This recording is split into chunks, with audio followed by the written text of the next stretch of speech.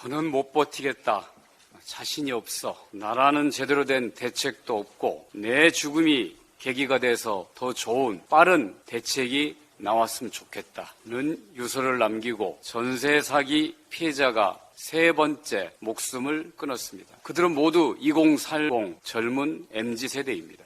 어려운 상황에서도 열심히 일하면서 저축하고 대출을 통해 전셋집을 마련했을 것이고 내 집 마련의 꿈을 갖고 있다가 전세금을 날리게 되자 절망 끝에 극단적인 선택을 한 것으로 생각됩니다. 윤석열 정부 들어서 전세 사기가 3.3배 증가하고 정부가 22개 대책을 내놓고 국회가 관련 법률을 개정했는데도 전세 사기 피해 확산 우려가 심각합니다. 왜 그들은 사기의 희생자가 되었는지, 정부는 전세 사기를 막을 수 없었는지, 피해 발생 후 왜 그들을 도울 방법이 없었는지 민주당도 반성합니다. 민주당 의원이 발의해 지난 3월 31일 통과시킨 전세 사기 방지 3법은 사후 예방책일 뿐 당장 피해자를 구제하는 데는 많이 부족합니다. 우선 보증금이라도 온전히 보장받을 수 있는 긴급 대책이 필요합니다. 범죄 피해자 경제적 지원 지침을 확대 적용하여 피해 보증금에 대해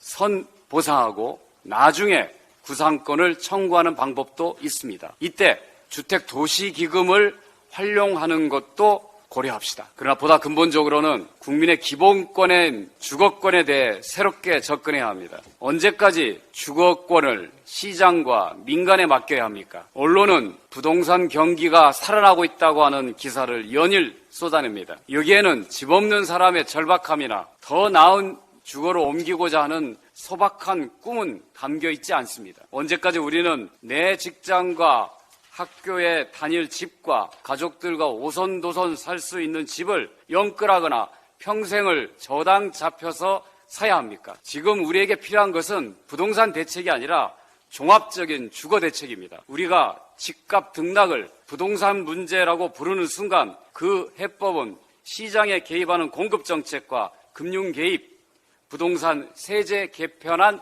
제시에 그칠 것입니다. 정부가 부동산 대책을 발표하고 당은 부동산 TF를 만드는 방식으로는 국민의 절박한 주거 문제를 해결할 수 없습니다. 주택을 자산의 하나인 부동산으로 인식하면 결국 부동산 이익의 창출과 수익 배분으로 귀결될 수밖에 없습니다. 재산 증식을 의미하는 부동산 문제가 아니라 국민들의 주거권을 확보하는 주택 문제라고 불러야 합니다. 주택 문제 해결은 청년과 신혼부부, 저소득층, 노인에게 적합한 주거 형태를 다양하게 공급해서 적정한 부담에 살 수 있도록 주거권 차원에서 접근하는 대전환이 필요합니다. 부동산 대책이라는 말부터 바꿉시다. 주거권 보장 방안, 주택 마련 정책으로 불러야 이런 비극을 막을 수 있습니다. 독일은 지방정부가 임대료 가격을 고시하고 통제하며 집주인으로부터 세입자를 엄격하게 보호합니다. 싱가포르는 국민의 80%가 우리나라 LH와 유사한